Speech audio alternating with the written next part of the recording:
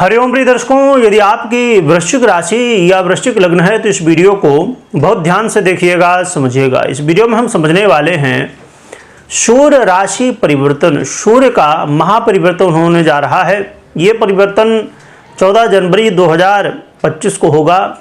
मकर राशि में होने जा रहा है। मकर राशि में जब सूर्य का परिवर्तन वैसे तो हमेशा होता रहता है, महीने में एक बार, तो इसे संक्रांति कहते हैं। जब सूर्य का परिवर्तन होता है तो उसे संक्रांति कहा जाता है, परंतु जब मकर में होता है तो इसे मकर संक्रांति, भगवान सूर्य की आराधना के लिए विशेष दिन माना जाता है।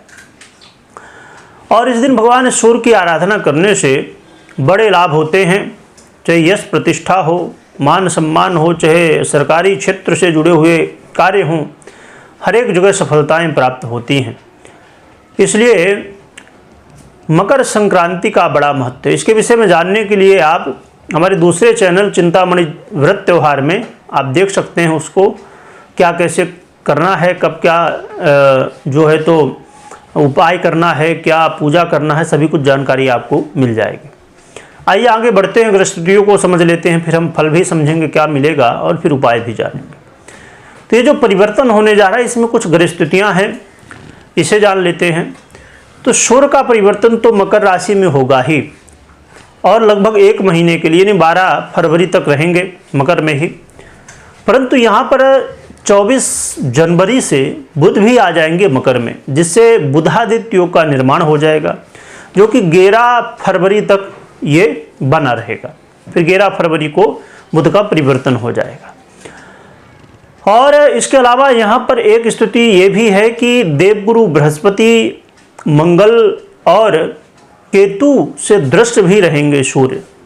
यहाँ पर देखा जाए तो मंगल की समय स्थिति नीच अवस्था में है और जो है तो वक्र अवस्था में भी हैं, यानी कि कर्क राशि में गोचर कर रहे हैं। इसलिए इसका भी प्रभाव कहीं न कहीं देखने को मिलेगा, जो कि देवगुरु बृहस्पति की दृष्टि बड़ी ही लाभदायक सिद्ध होने वाली है, दिव्य है। आइए समझते हैं क्या फल हमें मिलेगा। तो देखा जाए तो सूर्य आपके लिए बड़े महत्वपूर्ण भाव के अधिपति हैं, आपके कर्मेश हैं, आपके कार्य क्षेत्र के अधिपति हैं। तो ये परिवर्तन कहीं ना कहीं आपके जीवन में कई सारे कार्यों को बनाने वाला होगा, कई सारे काम आपके बनते हुए दिखाई देंगे, परंतु संघर्ष के साथ होंगे। मेहनत आपको बहुत ज़्यादा करनी होगी, संघर्ष करना होगा। इस समय भाग दौड़ बढ़ने वाली है आपकी। और इसके अलावा आप ये भी देखेंगे कि एनर्जी की वृद्धि आपके लिए जो है तो बहुत ज़्यादा इस समय प्रभावी हो जाएगी, क्योंकि कई बार आप देखते हैं ना कि बहुत ज़्यादा हम मेहनत कर रहे हैं, भाग दौड़ कर रहे हैं और एनर्जी की कमी होती है, जिसकी वजह से काम नहीं कर पाते। तो इस समय आपके अंदर एनर्जी की वृद्धि होगी, जिससे कई सारे कार्यों को आप बड़े तेज़ी के साथ करेंगे। आप खेल कूद के क्षेत्र में हैं तो यहाँ पर सफलताएँ प्राप्त होने वाली हैं। साथ में ये भी देखने को मिलेगा कि आप यदि इंटरव्यू वगैरह दे रहे हैं, परीक्षा प्रतियोगिता में हैं, तो वहाँ सफलताएं तो मिलेंगी, परंतु संघर्ष के साथ यदि आपकी तैयारी अच्छी है, मेहनत करने के लिए आप तैयार हैं, तो संभवतः आपको फल मिले। पूर्ण रूप से तो नहीं कहा जा सकता, परंतु हाँ कुछ संभावनाएं तो है ही।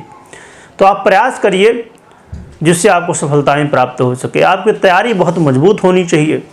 आपके पास ए के साथ बी प्लान बैकअप होना चाहिए, कहना चाहिए। एक तरीका काम किया तो ठीक, नहीं तो दूसरे तरीकों को आजमाइए। एक बात जरूर है कि आपको थोड़ा सा इसके भरोसे नहीं कि जो होगा सो होगा, ये वाला जो है तो विचार आपको नहीं रखना चाहिए। ये करना है कि जो होगा वही जो हम करेंगे, होगा वही जो हम करेंगे, जो होगा उससे मतलब नहीं, करेंगे हम जो वो होगा। यानी कि कर्म करना है, भाग्य के भरोसे आपको नहीं रहना है बिल्कुल भी किसी भी तरह। यहाँ पर सरकारी क्षेत्र से संबंधित कार्यों में सफलताएं मिलेंगी और नौकरी में बदलाव की स्थिति देखने को मिलेगी। बदलाव यानी कि जो जैसा काम चल रहा था उसमें चेंज होगा, और काम में इस समय जो है तो अधिक भी हो सकता है, यानी काम जो है तो बढ़ सकता है। इससे जो है तो थोड़ा सा संघर्ष जीवन में बनेगा। तो देखा जाए तो ये जो परिवर्तन है कहीं ना कहीं आपके जीवन में कई क्षेत्रों में प्रभाव डाल रहा है, और खासकर उन लोगों के लिए भी ये परिवर्तन प्रभाव डालने वाला है जो लोग उच्च शिक्षा हासिल करना चाहते हैं, जो अपने जीवन में उच्च शिक्षा हासिल करना चाहते हैं या कर रहे हैं। तो आपको भी इस समय जो है तो थोड़ा सा ज़रूरी है कि आप ध्यान दीजिए अपने पढ़ाई लिखाई में, यहाँ वहाँ भटकिए मत, है ना। बुद्धि को स्थिर करके और आगे बढ़िए। और यदि धार्मिक क्षेत्रों से संबंध रखते हैं तो ये बहुत अच्छा है आपके लिए, और इस समय धार्मिक यात्रा करने का मौका भी आपको मिलने वाला है। तो देखा जाए तो ये परिवर्तन मिला जुला कहा जाएगा, बहुत अच्छा भी नहीं बहुत बुरा भी नहीं है, मिली जुली स्थिति रहने वाली है।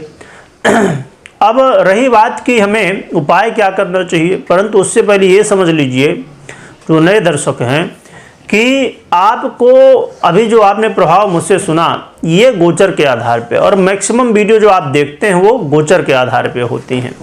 तो आपको बिना पर्सनल जन्म कुंडली विश्लेषण के कोई भी निर्णय नहीं लेना चाहिए, क्योंकि ये गोचर 50% प्रभाव देने में ही समर्थवान होता है और 50% आपकी पर्सनल जन्म कुंडली देती है। इसलिए दोनों को देखने के बाद ही आपको निर्णय आगे लेना चाहिए।